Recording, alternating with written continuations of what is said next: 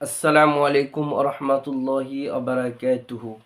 ভাই সকল, আমরা প্রত্যেকে অবগত আছি এটা মাহে রমজান চলছে, অর্থাৎ কিছু এমন এমন সাধারণ সাধারণ মশলা আছে যেটা আমাদের সামনে আসে, কিন্তু আমরা কনফিউজ হয়ে যাই যে এই বিষয়গুলোতে আমাদের রোজা হবে কি রোজা ভেঙে যাচ্ছে, বা রোজা রাখছি কষ্ট করছি কিন্তু রোজাই হচ্ছে না।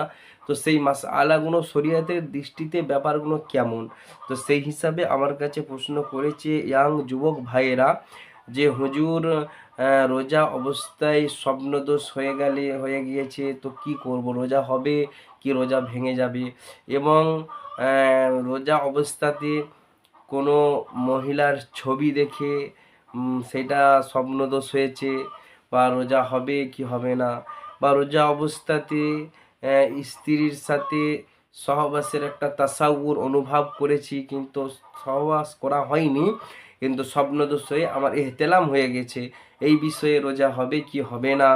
তো খুবই ইম্পর্টেন্ট বিষয়, এগুলো লজ্জার বিষয় না।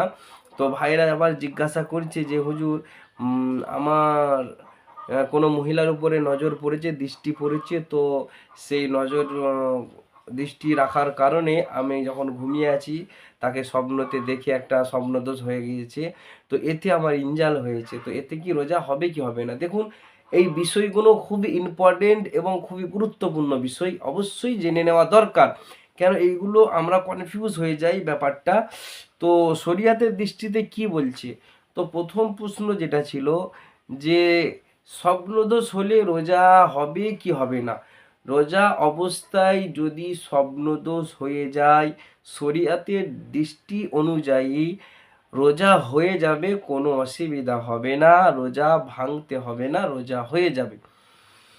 দ্বিতীয় প্রশ্নের উত্তর হচ্ছে যে কোনো মহিলার ফটো বা পিকচার দেখেছে, তারপরে দেখার পরে তার ইনজাল হয়েছে বা ঘুমিয়ে গেছে, স্বপ্নদোষ হয়েছে, সেই দিমাকে মাথায় ওই ছবিটা ঘুরছে সেই হিসেবে, তো শরিয়াতের দৃষ্টিতে হলো এই ব্যাপারেও রোজা ভাঙবে না, রোজা হয়ে যাবে, কোনো অসুবিধা হবে না, রোজা আপনার চলবে।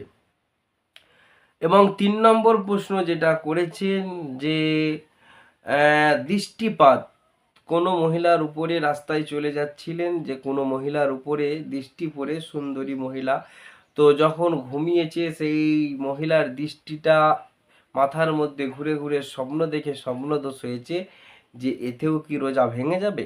শরিয়াতের দৃষ্টি অনুযায়ী রোজা ভাঙবে না, রোজা হয়ে যাবে, আপনি যেমনভাবে রোজা রাখছেন রাখুন, কোনো অসুবিধা হবে না।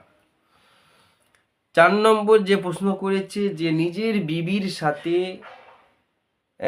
সহবাস করার আশা জেগেছিল কিন্তু সহবাস করেননি, অনুভব এসেছিল, তো সেই হিসেবে ঘুমিয়ে পড়েছে, তারপরে ইনজাল হয়েছে, এহতেলাম হয়ে গিয়েছে, তো মানি বার হয়েছে, মানি খারিজ হয়েছে, বীর্যপাত হয়েছে, তো এতে কি রোজা ভেঙে যাবে।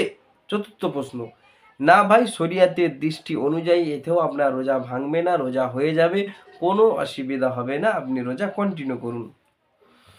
5 নম্বর প্রশ্ন যে মাজি, মাজি যেটা হয় অর্থাৎ পেশাবের পরে একটি তরল ধাতু যায় সাদা মাপের, ওটাকে মাজি বলা হয়, বা কোনো মানুষের এমনি হঠাৎ কোনো একটু কারণেই মাজি বার হয়, তো মাজি বার হলে কি রোজা ভেঙে যাবে, 5 নম্বর প্রশ্ন করা হয়েছিল আমাকে।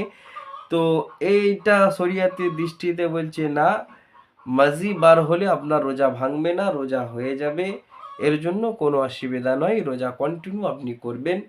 তো আশা করি আপনারা বুঝতে পেরেছেন, তো এইভাবে আমল করবেন, কোনো অসুবিধা নেই। আসসালামু আলাইকুম।